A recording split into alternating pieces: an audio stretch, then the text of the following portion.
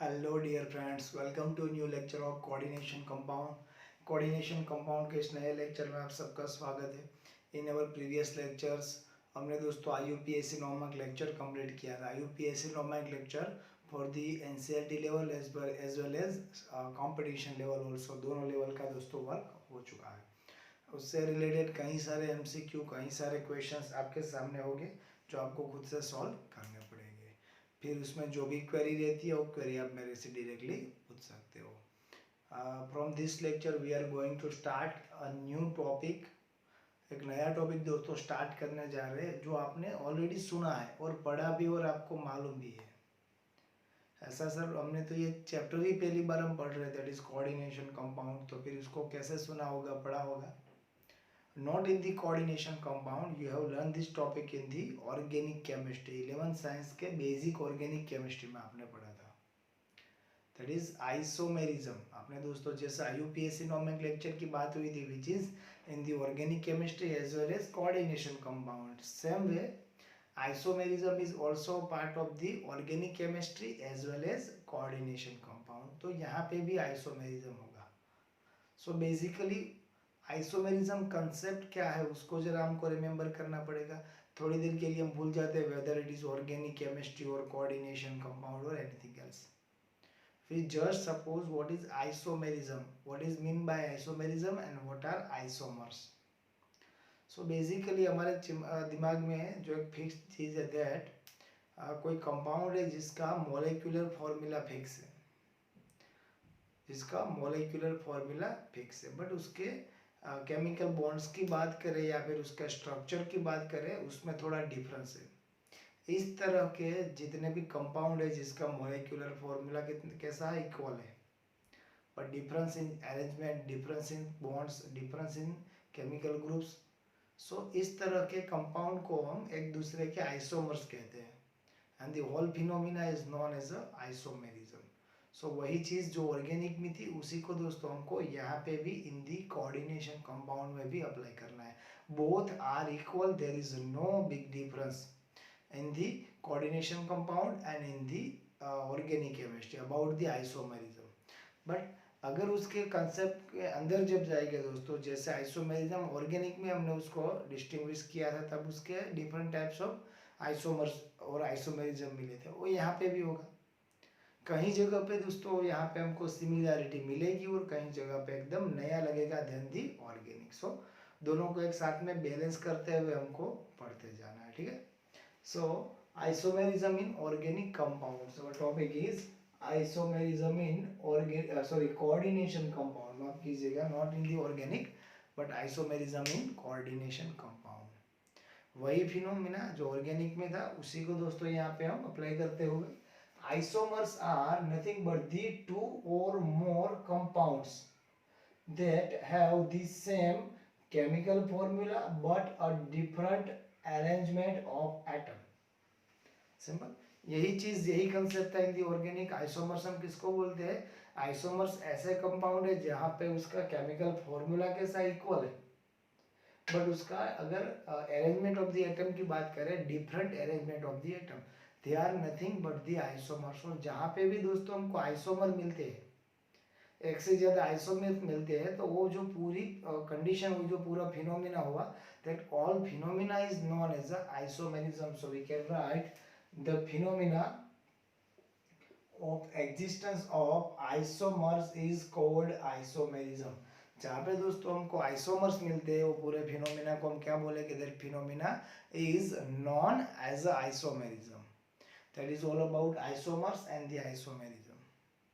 अभी दोस्तों और एक बात, अगर हमको आइसोमर के बारे में लिखनी हो तो हम क्या लिख सकते हैं? The isomers are different physical and chemical properties because of different arrangement of atoms.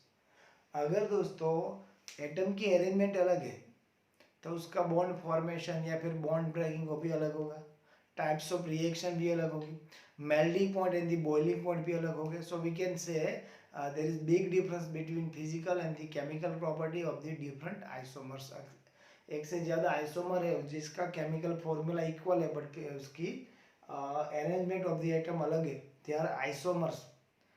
अगर वो आइसोमर हुए तो उसके chemical and the physical properties जितने भी हमको मिलने वाले हैं उसमें भी डिफरेंस हो सकता है। इन दी एक्सेप्शन केसेस दोस्तों आइसोमर हो गए बट उसकी प्रॉपर्टीज में वेदर फिजिकल और केमिकल और बोथ वहाँ पे ज़्यादा डिफरेंस ना भी हो, इन दैट केस वो आइसोमर को एक दूसरे से डिफ्रेंशिएट करना समहाउ हार्ड हो जाएगा। सो हमारे लिए यहाँ पे इतना अच्छा है, हमको उस तरह के कोई आइसोमर्स पढ़ने नहीं है। जितने भी आइसोमर दोस्तों हम पढ़ने वाले हैं, जितने भी आइसोमेरिज्म हम पढ़ने वाले हैं, सिंपली हम उसको क्या कर पाएंगे, डिस्टिंग्विश कर पाएंगे। सो अभी दोस्तों बात करते हैं यहीं से आइसोमेरिज्म की। अभी यहाँ पे थोड़ा देखना है, यहाँ पे थोड़ी जगह बचाने के लिए मैंने एक साथ लिख दिया है। सो पॉइंट टू पॉइंट दोस्तों विद द फुल फोकस आपको जरा काम करना पड़ेगा। Types of isomerism, types of isomerization, types of isomerization in the coordination compound. Mainly we can describe types of isomerization in coordination compound in two types. दो type में दोस्तों हम उसको डिस्क्राइब या फिर डिस्टिंग्विश कर सकते हैं, that is stereoisomerism and the structural isomerism. Stereoisomerism and the structural isomerism. So अगर कोऑर्डिनेशन कंपाउंड में what is isomers, chemical formula equal है बट उसकी अरेंजमेंट ऑफ द एटम अलग है, दे आर आइसोमर्स। वो पूरा फिनोमिना हुआ आइसोमराइजेशन।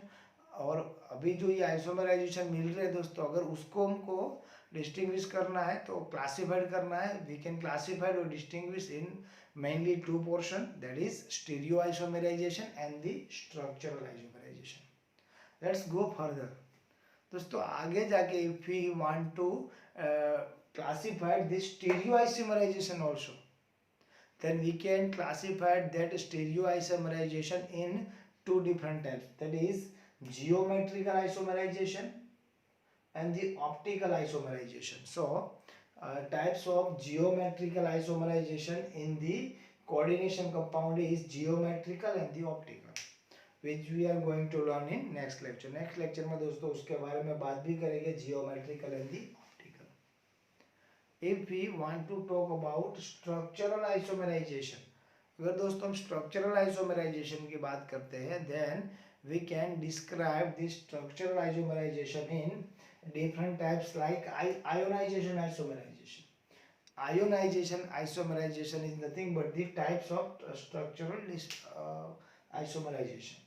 जैसे दोस्तों geometrical and the optical stereo isomerization ही है, in this similar way ionization isomerization is also part of the structural isomerization. Then hydrate isomerization. Hydrate isomerization is also known as a solvent isomerization, which we are going to learn in today's lecture. आज ही के lecture में दोस्तों उसके बारे में हम पढ़ने वाले हैं. So again structural isomerization में ionization, then the hydrate, then linkage isomerization. Mainly linkage isomerization should be incurred because of ambidentate ligand. कब हमको देखने को मिलेगा दोस्तों, जब एम्बिडेंटेड लिगेंड हो हमारे पास, जो एक से ज्यादा डोनर एटम दे रहा हो। सपोज किसी कोऑर्डिनेशन कंपाउंड में दिस इज दी लिगेंड, वो इस तरह से भी ज्वाइंट हो सकता है और इस तरह से भी ज्वाइंट हो सकता है। इन दैट केस ये दोनों में हमको इक्वालिटी ये मिली, ligand are same but different amila donor atom are different, so they are nothing but the linkage isomers of each other, and that isomerization is known as a linkage isomerization, which we are going to learn in today's lecture. Then coordination isomerization. Coordination isomerization में दोस्तों mainly क्या होगा, coordination sphere से पूरे ligand transfer हो गए। और mainly coordination isomerisation हमको उस तरह के कंपाउंड में देखने को मिलेगा जहां पे both sphere, both entity are coordination entity, ionic anionic as well as cationic. Positive and negative दोनों रेडिकल अगर कोऑर्डिनेशन फॉर्म में हो तब मेनली हमको ये कोऑर्डिनेशन आइसोमराइजेशन देखने को मिलेगा।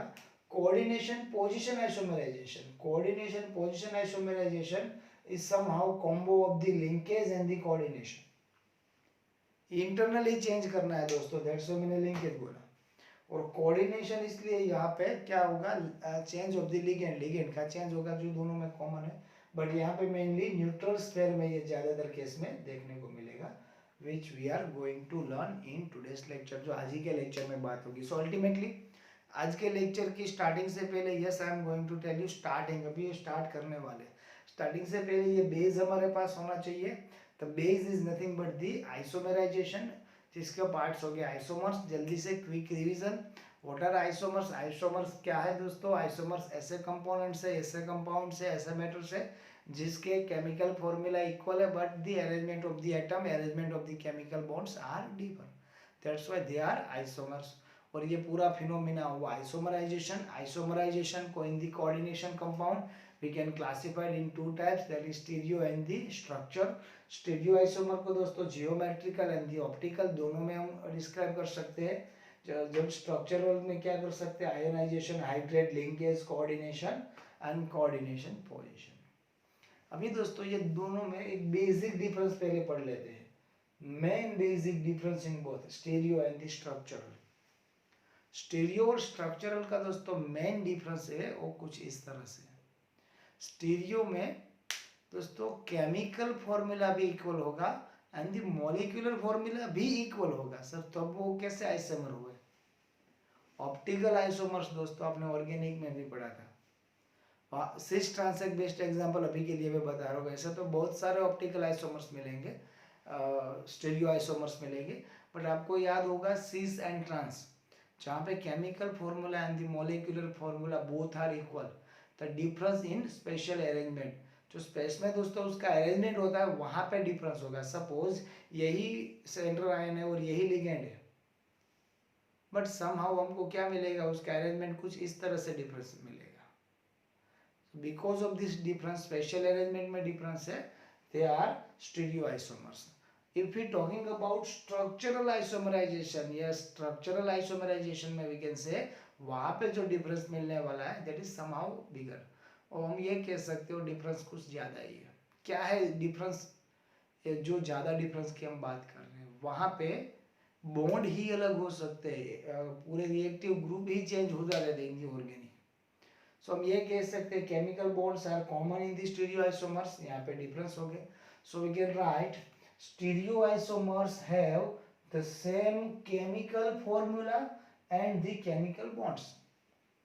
उसके chemical formula and the chemical bonds दोनों कैसे हो गए? इक्वल हो गए। किसकी हम बात करें? अगर if we talking about stereoisomers, if we talking about structural isomers, then we can say they have different spatial arrangement. Sorry, ये बात हुई स्टीरियो के लिए। स्टीरियो में इक्वल क्या है? Chemical formula and the bond equal, but अगर space में दोस्तों उसकी अरेंजमेंट देखे, दैट अरेंजमेंट इज डिफर।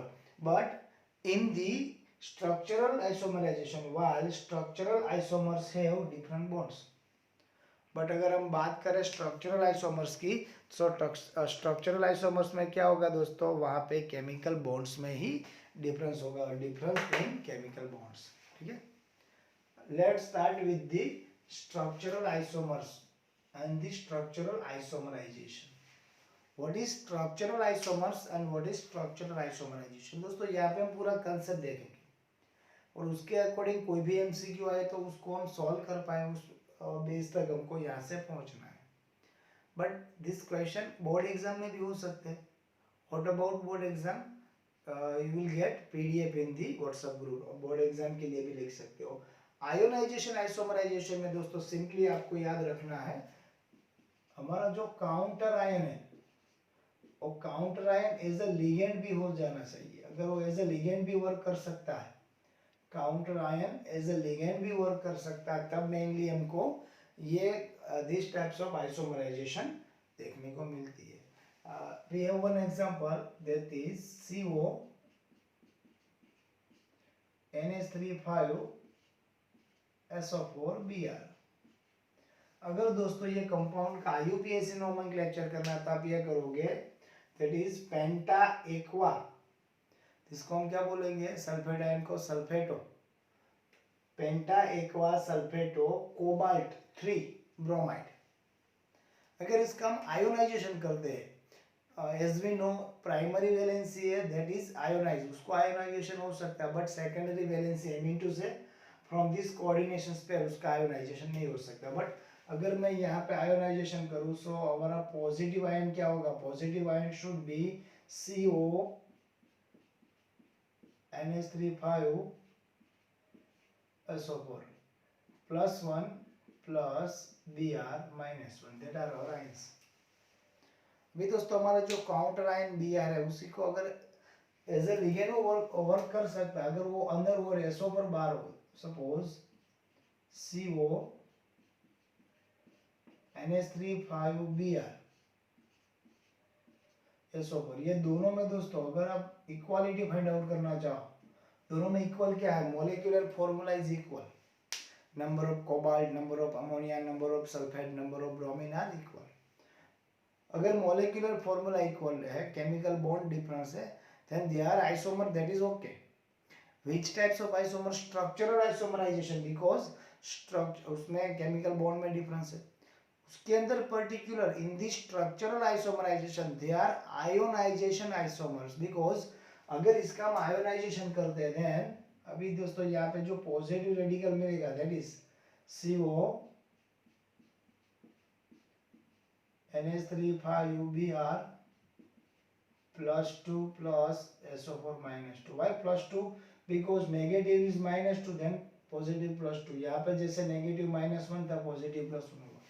अगर ये दोनों में दोस्तों आप फोकस करो तो आपको ये दोनों में एक छोटा सा डिफरेंस देखने को मिलेगा, that difference is counter ion, ligand बन चुका है और लिगेंड में से एक काउंटर आयन बन चुका है। अगर तब हम आयोनाइजेशन करें in the both case from this coordination entity, coordination pair, there is no change, उसमें तो कोई चेंज हो ही नहीं सकता, because coordination pair के अंदर secondary valency है which cannot be ionized, वो तो ionized हो नहीं हो सकती, which we have learned in Werner's theory।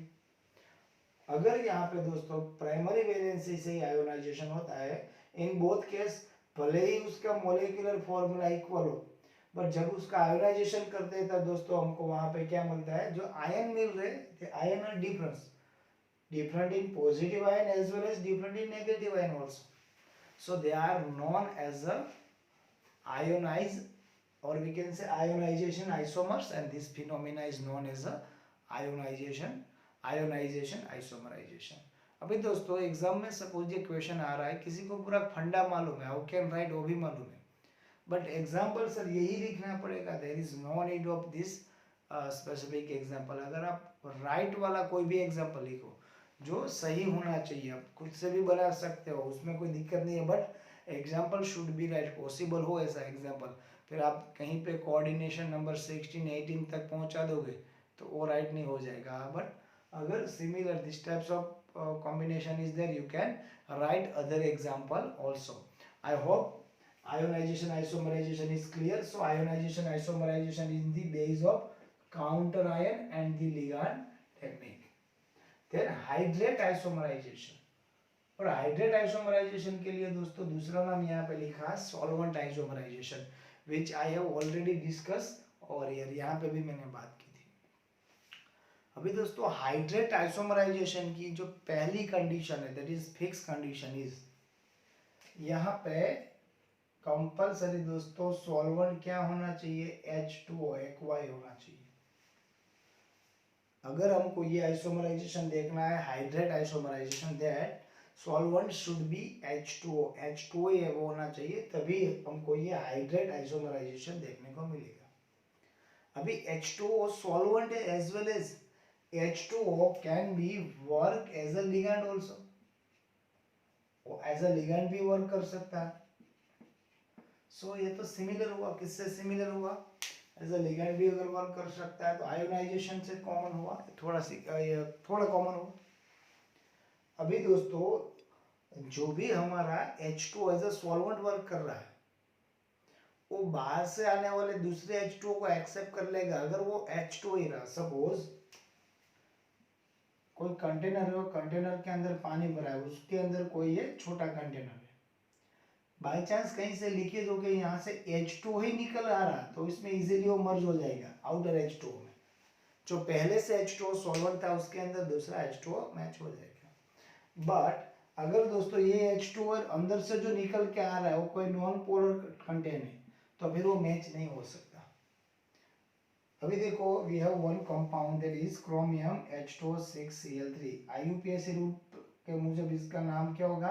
This is +3 -1 into 3, this is -3। H2O is neutral, so chromium is in +3 form. अगर दोस्तों इसका हम IUPAC नोमेनक्लेचर करना चाहे, ये क्या हो सकता है? 6 means hexa, I repeat 6 means hexa, H2O means aqua, hexa aqua, chromium, not chromate over here. Why not chromate? Because this coordination entity is in plus form. अगर ये negative होता then chromate. So hexa aqua chromium 3 chloride. Hexa aqua chromium 3 chloride is in violet colored. उसका colour क्या होगा? violet color. भी दोस्तों यहाँ पे ये कंपाउंड में हम थोड़ा सा चेंज करते हैं, लाइट आयोनाइजेशन, आइसोमराइजेशन। आयोनाइजेशन में हम क्या कर रहे थे? यहाँ से अंदर बाहर कर रहे थे ना।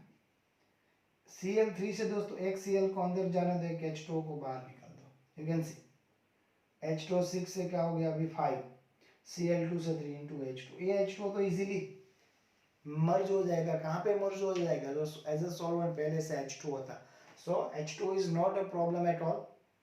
अगर इसका नोमेनक्लेचर करना चाहे सो यहाँ पे हम क्या कर सकते हैं? पेंटा एक्वा क्लोराइड हो के अकॉर्डिंग कर सकते हो। अभी आप ये इजीली कर पाओगे।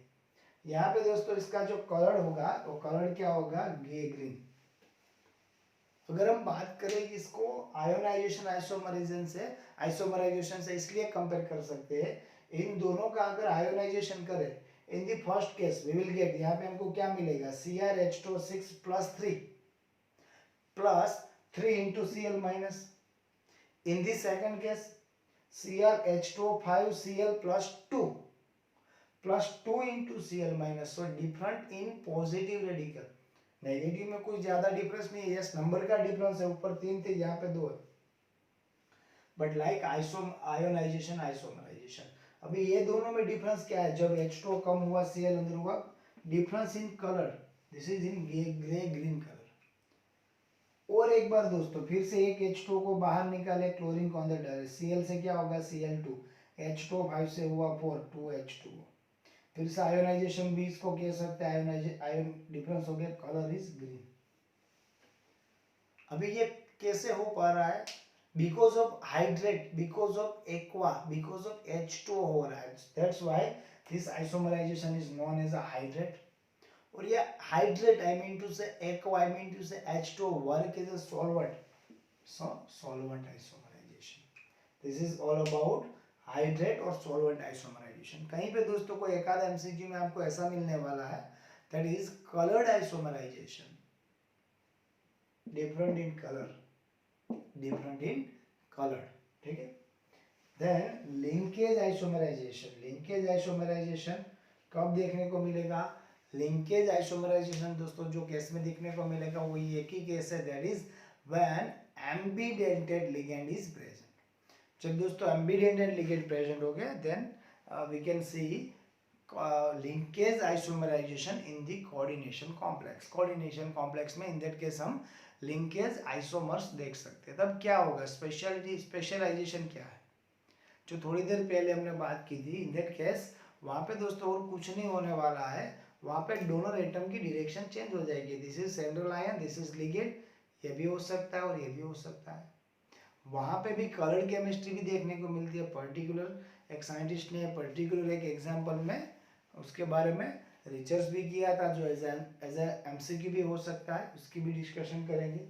You can see here CrHCnH2O5+2, ये आयन है। अगर इसका नोमेनक्लेचर करना है, दिस इज थायोसाइनेटो, कहाँ से शुरू होगा? T से, aqua. So we can write, अब इसका अगर ऑक्सीडेशन नंबर फाइंड आउट करना चाहे, +2 is there, H2O0, Cn is -1, सो ये क्या होगा? +3 होगा, +3 -1 0 is equal to +2। IUPAC nomenclature of this particular given compound is penta aqua thiocyaneto S. Why S? Because sulfur से जुड़ा हुआ, here donor atom is sulfur, thiocyaneto S, here donor atom is sulfur. Chromium ion, chromium 3 ion। अभी यहाँ पे दोस्तों इसका एक isomer हमको मिलने वाला है। इसका आइसोमर क्या मिलेगा? You can C Cr NHC और NCS into H2O5 plus 2. Again ये भी -1 में. अगेन thiocyanate है. Again thiocyanate is there, but the difference is thiocyanate है, but difference क्या है? The only difference is donor atom change हो चुका है from the ligand. दोस्तों ligand में अगर donor atom change हो जाए, I repeat, if donor atom change in the ligand, then we can say that isomerization is known as a linkage isomerization. Here donor atom is sulfur, here donor atom is nitrogen. इसका नाम भी thiocyanate होगा, but thiocyanate N because of donor atom is nitrogen.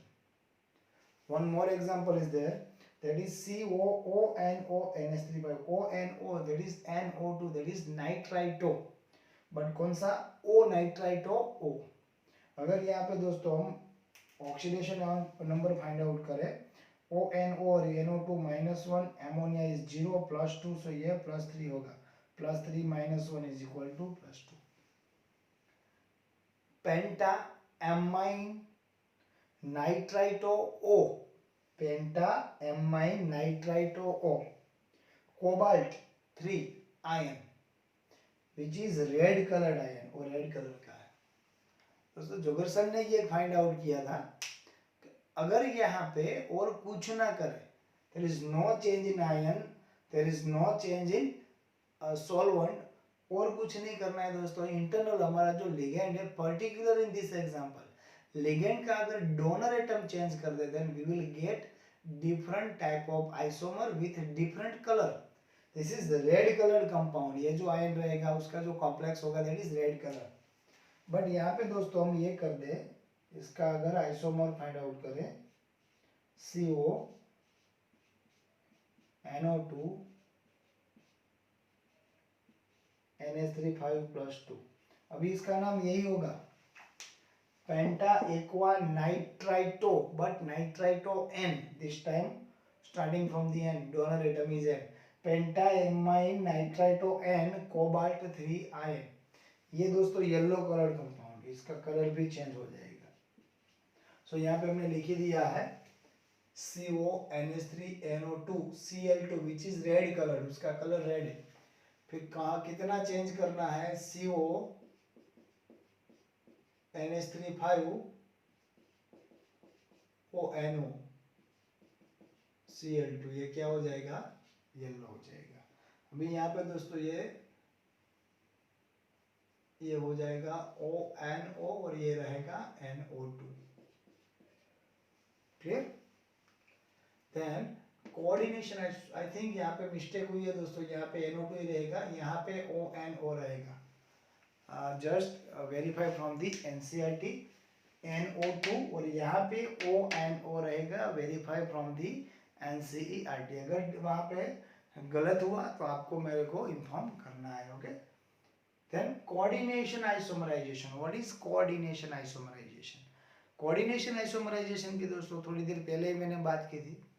ये कुछ इस तरह का isomerisation है जहां पे दोनों sphere are coordination sphere, positive and the negative. You can see CuNH3 PtCl4, CuNH3 PtCl4.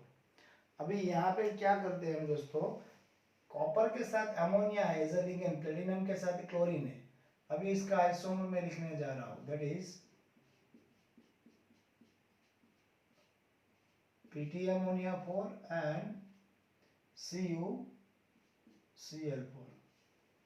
हमने क्या कहा था, दैट लिगेंड दोस्तों अपना कोऑर्डिनेशन स्पेयर क्रॉस करके दूसरे कोऑर्डिनेशन स्पेयर में चला जाएगा, और वहां पे जो लिगेंड्स है वो पहले कोऑर्डिनेशन स्पेयर में आ जाएगी. यू कैन सी अमोनिया जो कॉपर के साथ थे, अभी किसके साथ है? प्लेटिनम के साथ. क्लोरीन विथ दी प्लेटिनम अभी कहाँ पे है? कॉपर के साथ. आप में से किसी को ये लगेगा सर यहाँ पे हम इसको कोऑर्डिनेशन आइसोमराइजेशन बोला, that is okay, there is no worry. But आपने ये कहा that ligand change this pair, but हमको ऐसा लगा ही नहीं. अमोनिया जहाँ पे था वहीं पे है, क्लोरीन जहाँ पे था वहीं पे है, the copper and platinum change the place, ये लग रहा है. बट एक्चुअली दोस्तों लिगेंड ने ही अपना प्लेस चेंज किया. एज पर एज रूल दोस्तों हम क्या करते हैं, first we write anion then cation. यहाँ पे दोस्तों Cu is in, suppose is in +2 form, उसके साथ जो ये अमोनिया है they are in the zero form, they are in the zero form. So CuNH3 4 plus is work as a cation. But अगर दोस्तों जब उसके साथ Cl4 आ जाएंगे, Cl4 with dPd, so Cu is in +2 form, Cl is in -1 into 4 -4, so क्या हो जाएगा, Cu +2 -1 into -4 whole power is -2। जो पहले केटायन था that cation is convert into anion, that's why दोस्तों पीछे लिखा, क्योंकि एज पर एज रूल हम क्या करते हैं, first cation then anion, that's why इसको यहाँ पे लिखा गया है।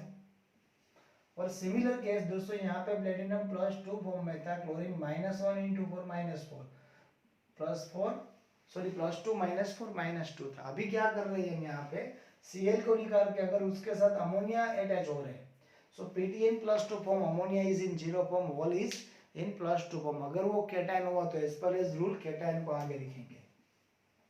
सो आपको अगर यहाँ पे कंफ्यूजन ये होता है दैट मेटल चेंज कर रहे हैं, लिगेंड एज इट इज है, तो वो गलत है, लिगेंड ही चेंज कर रहे हैं, मेटल एज इट इज है, but because of this change in ligand in coordination isomerization the cation and anion should be change, that's why हमको ये लग रहा है, अगर as per as rule cation को आगे लिख दिया तो हमको ये लगेगा, बट एक्चुअली वहां पे केटायन और एनायन का कोई सॉरी कॉपर और प्लेटिनम का कोई चेंज नहीं हो रहा है, change in ligands.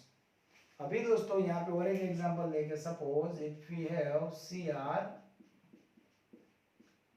NH3 then CO Cl6, Cr NH3 CO Cl3। यहाँ पे भी दोस्तों क्या करते हैं, जो क्रोमियम के साथ अमोनिया था, अभी वो अमोनिया किसके साथ है, कोबाल्ट के साथ है, अपना कोऑर्डिनेशन स्पेयर वहां पे कूद के चले गए। और जो दोस्तों हमारे पास कोबाल्ट के साथ क्लोरीन थी, वो अभी किसके साथ है, क्रोमियम के साथ है।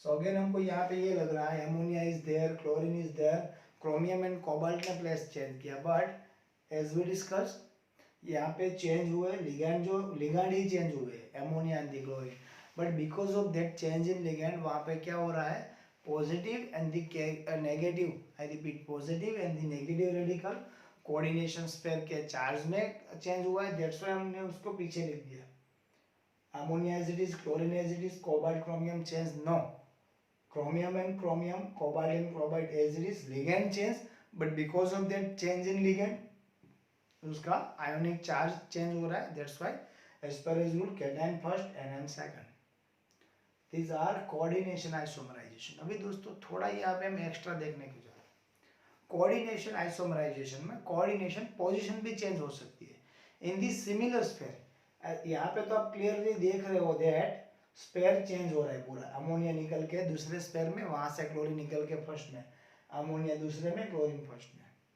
बट अगर इन दी सिमिलर स्पेयर एक ही स्पेयर में इंटरनल चेंज भी पॉसिबल है, ज्यादातर केस में ये एग्जांपल हमको ब्रीजिंग लिगेंड वाले कंपाउंड में देखने को मिलेगा। आपको यहाँ पे एक एग्जांपल दिख रहा है, in this particular example we can see cobalt is centre ion, 4 ammonia with the first cobalt, 2 chlorine 2 ammonia with the second cobalt. अगर यहाँ पे कोबाल्ट का हम ऑक्सीडेशन नंबर फाइंड आउट करें दैट इज +3। अगर आप यहाँ पे उसका IUPAC नोमेनक्लेचर करो, क्या होगा, tetra amine cobalt mu dihydroxo diamine sorry tetra amine cobalt 3 mu dihydroxo diamine dichlorido cobalt 3 ion.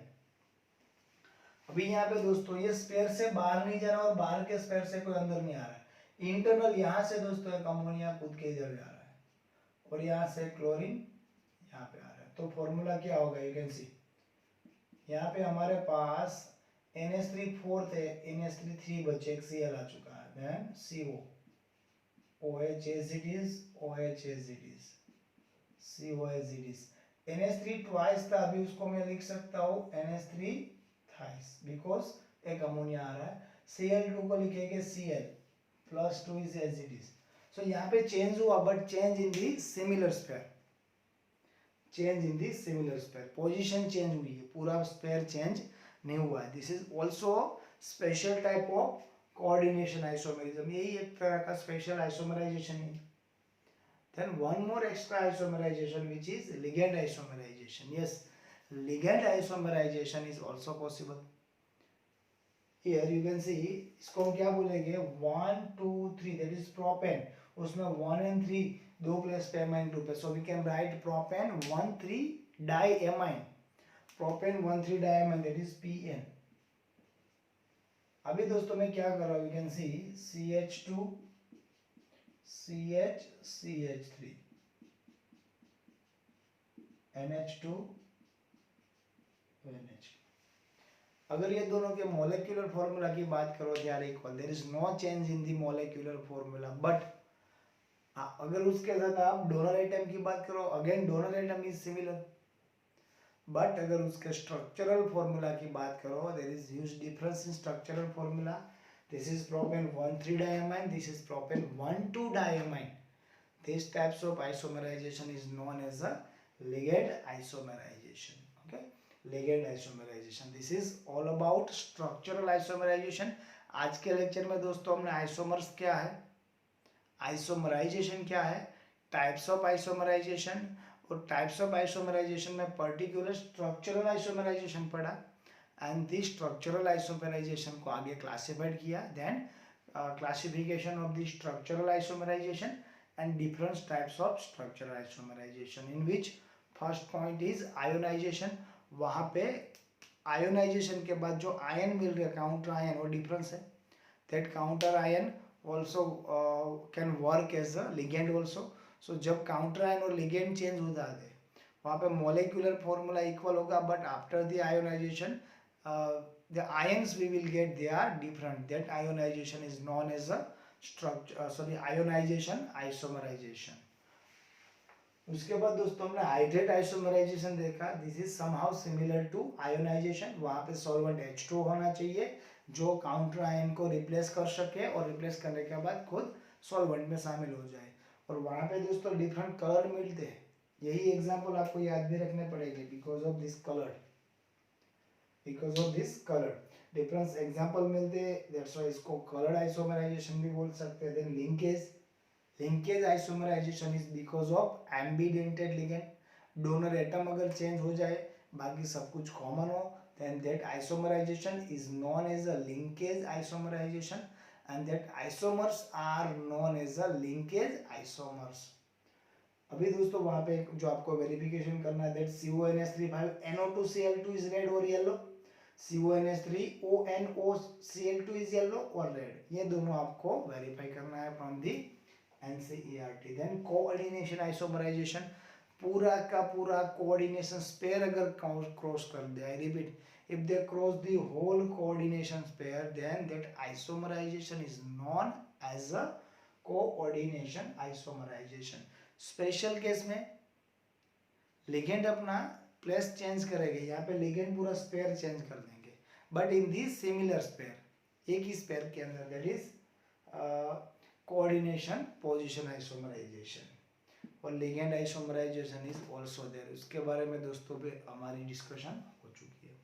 अभी दोस्तों इसके साथ ही आपको फ्रॉम दी नेक्स्ट लेक्चर तक आपको एक वर्कशीट मिलेगी, you have to solve the question till the isomerization तक के MCQ आपको सॉल्व कर देने। उसके लिए हम जब नेक्स्ट डाउट सॉल्यूशन लेक्चर लेंगे तब उसके बारे में बात करेंगे, ठीक है।